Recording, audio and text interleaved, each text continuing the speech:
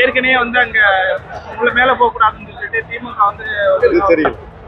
திமுக காங்கிரஸ் தொகுதி இன்னைக்கு பேச்சுவார்த்தை நடக்குதா சொன்னாங்களே.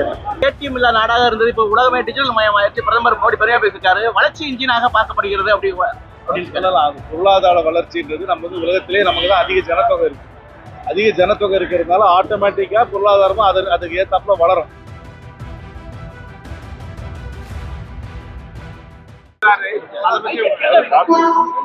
வரட்டும், சாமி கும்பிடட்டும். ஏற்கனவே வந்து அங்க உங்களை மேல போக கூடாதுன்னு சொல்லிட்டு திமுக வந்து தெரியும்.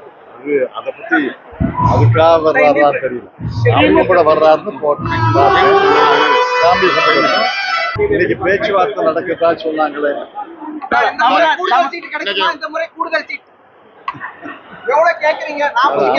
அமைச்சரை கேளுங்க.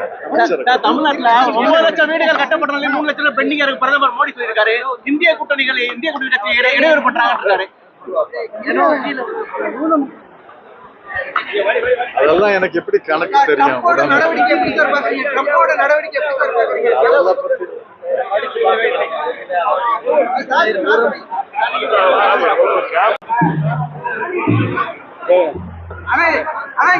சுருக்கமா சட்டம் ரொம்ப தமிழ்நாட்டுல வந்து 9 லட்சம் வீடுகள் வந்து மத்திய 3 லட்சம் வீடுகள் கட்டுமானம் நிறுத்தப்பட்டுள்ளது.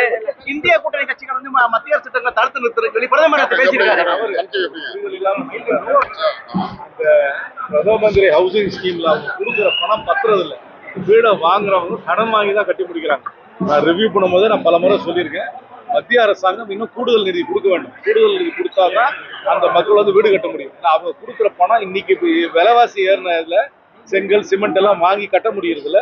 இன்ஃபேக்ட் அவங்க கடன் வாங்கி தான் கட்டுறாங்க. அதுல வந்து அவங்க மக்களுக்கு சில சமயம் வந்து அவங்களுக்கு ஃபைனான்ஸ் கிடைக்காதனால நிக்கிறது தவிர யாரும் எந்த திட்டத்தையும் நிறுத்தல. ஓபிஎஸ் வந்திருக்காரு திமுகவுக்கு, எப்படி பாக்குறீங்க?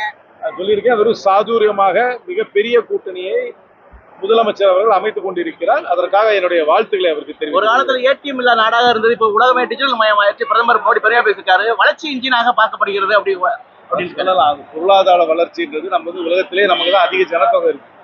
அதிக ஜனத்தொகை இருக்கிறதுனால ஆட்டோமேட்டிக்கா பொருளாதாரமும் அதுக்கு ஏத்தாப்புல வளரும். ஆனாலும் எல்லாருக்கும் அதை வளர்ச்சி வந்து சமமா இருக்கான்னு பாத்தீங்கன்னா சமமா இல்லை.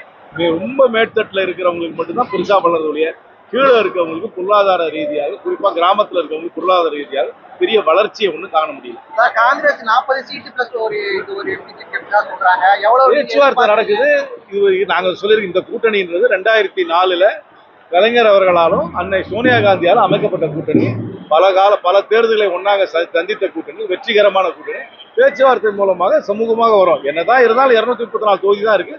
புதிய கட்சிகள் நிறைய வந்திருக்குன்னா எல்லாத்தையும் மனசுல வச்சு எல்லாம் மியூச்சுவல் அண்டர்ஸ்டாண்டிங்ல ஒரு உடன்பாடு வராரு. அவர் 6 படை வீட்டுக்கும் போக வேண்டும் நான் கேட்டுக்கிறேன். அவரை நாளைக்கு 1 படைக்கு தான் போறாரு. எல்லாம் அறிவிக்கையா தான் இருக்கும். அந்த மாதிரி நான் பாராளுமன்றத்துல பட்ஜெட் பத்தி பேசும்போது கூட சொன்னேன். நிறைய அறிவிக்கைகள் வருகின்றன. ஆனா அமல்படுத்துறாரான்னு பாத்தீங்கன்னா அமல்படுத்திருக்க மாட்டாங்க. அறிவிச்சுட்டு நிறைய போவாரு. அவர் 1 படை வீட்டுக்கு வராரு. மத்த 5 படைக்கும் வரணும். தனிப்பட்ட குடும்ப தாக்குதல் நடக்குது. பர்சனல் விஷயங்கள் எல்லாம் அரசியலுக்கு சம்பந்தமே கிடையாது. அவர் நிறைய தடவை முன்னாடி வந்திருக்காரு. நிறைய தடவை முன்னாடியும் பாஜக தோத்துருக்கு. அதே தொடரும். நிறைய ரயில் திட்டங்களுக்கு நானும் அவங்களுக்கு எல்லாருக்கும் தெரியும். ரயில்வே பேசஞ்சர்ஸ் அசோசியேஷனுக்கு நல்லா தெரியும். எல்லா கோரிக்கையும் நான் கொண்டு போய் மத்திய அமைச்சர் திரு வைஷ்ணவரோட நான் வந்து சமர்ப்பித்திருக்கேன். ஆனா அவங்களுடைய எண்ணம்னா பெரிய நகரங்களுக்கு இடையே விரைவு ரயில்களை இயக்குவதில் தான் அவர்களுடைய குறிக்கோள் இருக்கிறத தவிர ஸ்மாலர் டவுன்ஸ் வில்லேஜஸ்க்கு அவங்க சர்வீஸ் கொடுக்கறதுக்கு அவங்க தயக்கம் காட்டுறாங்க. தற்போது சொல்ல இந்திய கூட்டணி கட்சி பலமா இருக்குங்களா?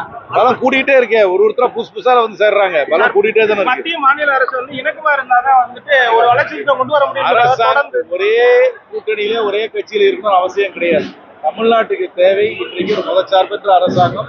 இந்த அரசாங்கம் நலத்திட்டங்களை கொடுக்கின்ற அரசாங்கம், புதுமையாக இருக்கின்ற இந்தியா கூட்டணி தமிழ்நாட்டுக்கு தேவை.